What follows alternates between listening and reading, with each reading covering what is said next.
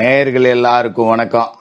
ராகு கேது பயிற்சி 2025 இன்றைய நாள்ல இருந்து, அதாவது மே மாசம் 18ஆம் தேதி ராகு கேதுக்களோட பயிற்சி திருக்கணிதப்படி நடக்குது. சர்ப்ப கிரகங்களான ராகு கேதுக்கள், விஷப்பாம்பு ராகு கும்பராசிக்கு வரார். அதே மாதிரி விஷமற்ற பாம்பு கேது சிம்ம ராசிக்கு வராரு. இவங்க ரெண்டு பேத்துக்குமே சொந்த வீடு இல்லை அப்படிங்கறதால யாரோட வீட்டுல இருக்காங்களோ அதுக்குண்டான பலனை தான் கொடுப்பாங்க. இதை நம்ம ரொம்ப துல்லியமா தெரிஞ்சுக்கணும். அதனாலதான் இது ஒரு கோரப்பிடி அப்படின்னு சொல்லியிருக்கேன். ஏன்னா சனியோட வீட்டுல ராகு இருக்கார். சனி பிடிச்சா எப்படி பிடிப்பார், அது மாதிரி ராகு கோரப்பிடி பிடிக்க போறார் விஷப்பாம்பு. கேது விஷமற்ற பாம்பா இருந்தாலும் சிம்ம ராசியில போய் உட்கார்றாரு. சிம்ம ராசி சூரிய பகவானோட வீடு, கிரகங்களோட ராஜாவோட வீடு. அங்க போய் விஷமற்ற பாம்பா கேது இருந்தாலும் கூட அவர் பயங்கரமான ஒரு அமைப்பு அப்படிங்கறதையும் கொடுப்பாரு. இது பயமுறுத்துறதுக்காக சொல்லல. இந்த அமைப்பு அப்படிங்கிறது கொட்டியும் கொடுக்கும், தட்டியும் வைக்கும். உங்களோட ராசிக்கு இந்த சர்ப்ப கிரகங்களோட பயிற்சி அடுத்த 1.5 வருஷத்துக்கு பலனை கொடுக்க போதா, பாதிப்பு கொடுக்க போதா அப்படிங்கிறத ரொம்ப சரியா நம்ம பார்த்துருவோம். எல்லாருக்கும் எல்லா வளமும் கிடைக்கணும் அப்படின்னு சொல்லிட்டு சர்ப்பசாந்தி பரிகாரங்கள் அப்படிங்கறதையும் செஞ்சுக்கிட்டு உங்களுக்காக வாழ்த்துக்களை சொல்லிக்கிட்டு வீடியோக்குள்ள போவோம். கும்பராசி நேயர்களே, ராகு கேது பயிற்சி 2025. கும்பராசி அப்படின்னு சொல்றதை விட துன்பராசி அப்படின்னு சொன்னா சரியா இருக்குங்கிற மாதிரி தான் கடந்த காலகட்டம் அப்படிங்கிறது இருந்தது. ஏன்னா ஜென்ம சனி வெளியிலேயே சொல்ல வேண்டியதில்லை, இருக்கிறதுலையே மோசமான காலகட்டம் அப்படிங்கிறது ஜென்ம சனி தான்.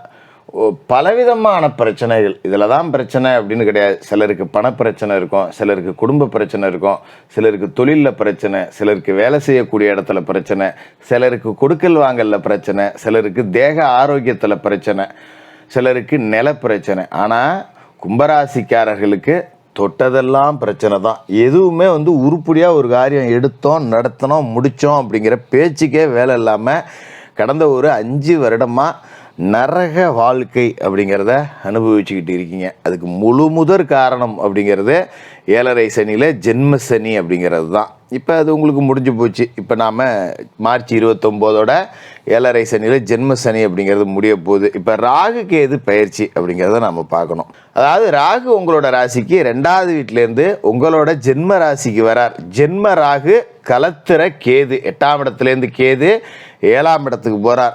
இதை நாகதோஷம் சர்ப்பதோஷத்தோட பிடிக்குள்ள நீங்கள் வரீங்க இப்படியெல்லாம் பயமுறுத்தி இருப்பாங்க. அதை ஓரங்கட்டுங்க. எப்போ ராகு கேது இந்த 2 பேத்துல ஒருத்தரை குரு பார்த்து புனிதப்படுத்துகிறாரோ அப்போவே அந்த தோஷம் அப்படிங்கிறது அடிபட்டு போகுது.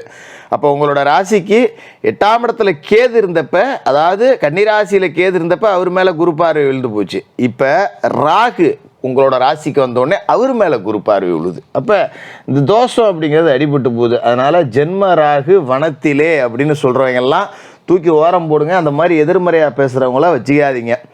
ஏன்னா இது நல்லது நடக்கக்கூடிய அமைப்பு. 2ஆம் இடத்துல ராகு இருந்து தனவாக்கு குடும்பஸ்தானத்தில் இருந்துக்கிட்டு காசு பணம் கொடுக்கணும், ஆனால் கொடுக்கல. ஏன்? ஜென்ம சனி.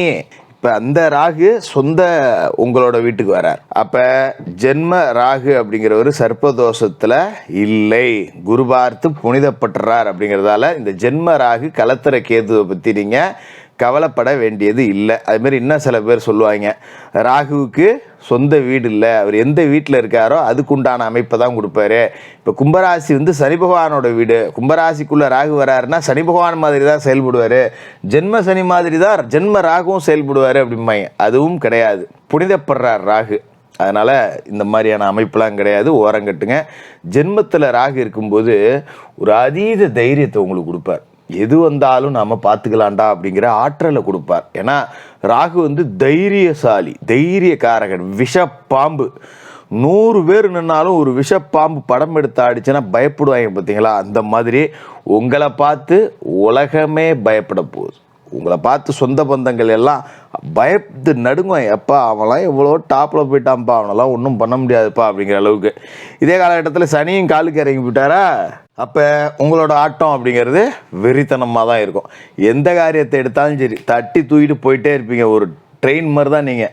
தண்டவாளத்தை நோக்கி, என் வாழ்க்கையை நோக்கி நான் போயிட்டே இருக்கேன். குறுக்க எவன் வந்தாலும் வர்றவனுக்கு தான் ஆபத்து, எனக்கு ஒன்றும் கிடையாது, தட்டினா தூக்கினா போயிட்டே இருப்பேன் அப்படிங்கிற மாதிரி ஒரு பெரிய அளவிலான ஒரு விஸ்வரூபம் எடுத்து வாழக்கூடிய ஒரு அமைப்பு அப்படிங்கிறது உங்களுக்கு கிடைக்கிது. கடந்த காலகட்டத்தில் பார்த்திங்கன்னா தாய் தந்தையரெல்லாம் இழந்திருக்கலாம். ஏன்னா இந்த ஜென்மசனி காலகட்டத்தில் தாயோ தந்தையோ யாரையோ ஒருத்தரை முடிச்சு விட்ருக்கோம். அப்படி இல்லைன்னா கணவன் மனைவி யாரையா ஒருத்தரை முடிச்சு விட்ருக்கோம். இல்லை சொந்தத்தில் முக்கியமான ஒரு ஆள் நமக்கு ஆறுதலாகவும் ஆதரவாகவும் தேறுதலாகவும் நிற்கக்கூடிய ஒரு ஆளை உலகத்தை விட்டே கிளப்பி கூட விட்ருக்கோம். அதுக்கு நிகராக ஒரு உறவை நீங்கள் சம்பாதிக்க போகிறீங்க. ரொம்ப முக்கியம். அது வரப்போகிற மனைவியாக இருக்கலாம், வீட்டுக்கு வரப்போகிற மருமகளாக இருக்கலாம், வீட்டுக்கு வரப்போகிற மருமகனாக இருக்கலாம், இல்லை புதுசாக பிள்ளைகள் பிறக்கலாம், பேர பிள்ளைகள் பிறக்கலாம். இந்த மாதிரி ஒரு புது உறவு அப்படிங்கிறத தேட போகிறீங்க. அதாவது இறந்து போன எங்கள் அப்பனே எனக்கு மகனாக பிறந்திருக்கான், இறந்து போன எங்கள் அம்மாவே எனக்கு மகளாக பிறந்திருக்கா அப்படின்லாம் சொல்லுவாங்க பார்த்தீங்களா. அந்த மாதிரி நீங்கள் ரொம்ப பாசநேசம் வச்சுருந்த ஒருத்தர் கடந்த காலகட்டத்தில் இறந்துருப்பார் இல்லையா, அவரே உங்களுக்கு மறுபிறப்பாக வந்து சேருவார். அப்படிங்கிறதுல எந்த மாற்றமும் கிடையாது. ஜென்மராகு இதை செய்து காட்டுவார். அதுமாரி கலத்திரத்தில் கேது, 7ஆம் இடத்துல கேது இருக்கார். கூட்டு தொழிலை பிரிப்பார், சொண்ட சச்சரவு குடும்பத்துக்குள்ளே கொண்டாடுவார், பிள்ளை பேரை தடுப்பார், இதெல்லாம் சொல்லுவாங்க. ராகு புனிதப்பட்டுறார், கேது வந்து தனித்து தான் இருக்கார், அவர் மேலே குரு பார்வையெல்லாம் படலை. ஆனால் ராகுவோட அச்சிலேயே எதிர்நோக்கி தான் அப்படியே கேதுவும் சொல்லலை போகிறார். அப்படிங்கிறதால ராகுவால் கேதுவும் கட்டுப்படுத்தப்படுவார். இருந்தாலும் இந்த காலகட்டத்தில் வரன் பார்க்கறது அப்படிங்கிறது வந்து ரொம்ப கவனமாக செய்யணும். 1க்கு 4 தடவை விசாரிக்கணும், சரியான ஜாதகம் பொருத்தம்லாம் பார்க்கணும். கூடுமான வரைக்கும் கும்பராசிக்காரர்களான நீங்கள் சொந்த பந்தத்தில் யாருக்கும் வரன் பார்த்து வைக்காதீங்க.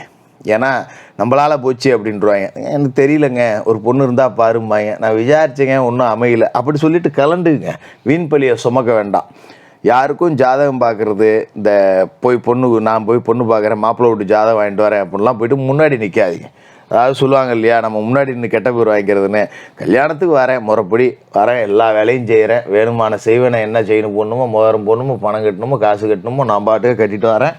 இந்த பொண்ணு பார்க்குற விஷயத்தெல்லாம் ஈடுபட வேணாம். அப்படியே காதும் வச்ச மாதிரி கலண்டுக்கிறது அப்படிங்கிறது நல்லது. அதில் கவனமாக இருக்கணும். கூட்டுத் தொழில் அப்படிங்கிறதுல முதலீடுகளை கொஞ்சம் குறைச்சிங்க. ஏன்னா கூட்டாளிகள் துரோகம் செய்யக்கூடிய அமைப்பு அப்படிங்கிறது இருக்குது. கூட்டாளிகள் பிரிஞ்சு போகிறதுக்கு உண்டான வாய்ப்பு இருக்குது. அப்படிங்கிறதால கூட்டுத் தொழிலில் முதலீடுகளை குறைக்கணும். அதேமாரி ஒப்பந்தங்கள் எல்லாமே முறையாக கையெழுத்திட்டுருக்காங்கிறத பரிசோதனை பண்ணிங்க. சும்மா பேச்சுவாக்கில் நீ நானும் தொழில் பண்ணுறேன் அப்படிங்கிற உறவுகள் வேண்டாம். நண்பர்கள் எதிரியாக மாறக்கூடிய அமைப்பு இருக்குது. அதனால் நண்பர்களுக்குள்ளே குடுக்கல் வாங்கல் வச்சுக்காதீங்க, ஜாமீன் ஜவாப்தாரி போட்டுக்காதீங்க. இந்த விஷயத்தெல்லாம் கொஞ்சம் கூடுதல் கவனத்தோடு இருங்க. ஏன்னா உங்களுக்கு கேது வந்து கலத்திரத்தில் இருக்கார். அதே நேரத்தில் பாதசனி, 7.5 சனியில் ஜென்மசனி தான் முடிஞ்சிருக்கு. இன்னும் 2.5 வருஷம் பாதசனி இருக்குது. அப்படிங்கிறதையும் கொஞ்சம் கவனத்தில் வச்சிங்க.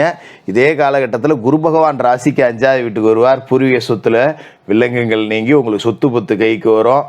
பூர்வீக சொத்து தொடர்பான வில்லங்கங்கள் எல்லாமே தீரும். அவரோட பார்வையும் உங்களோட ராசிக்கு கிடைக்குது. அப்படிங்கிறப்ப நிறைய நன்மைகள் அப்படிங்கிறதும் நடக்கும். குடுக்கல் வாங்கல், ஜாமீன் ஜவாப்தாரி, இதில் மட்டும் கவனமாக இருங்க. மற்றபடி பெரிய பிரச்சனைகள் எதுவும் இல்லை. ஜென்மசனி காலகட்டத்தில் பட்ட கஷ்ட நஷ்டங்கள் எல்லாத்துக்கும் விடை சொல்லக்கூடிய அளவுக்கு காசு பணம் வரும், நல்ல வேலை கிடைக்கும், தொழில் சிறப்பாக இருக்கும். அதிலலாம் எந்த விதமான பிரச்சனையும் இல்லை. கும்பராசிக்காரர்களுக்கு வாழ்த்துக்கள்.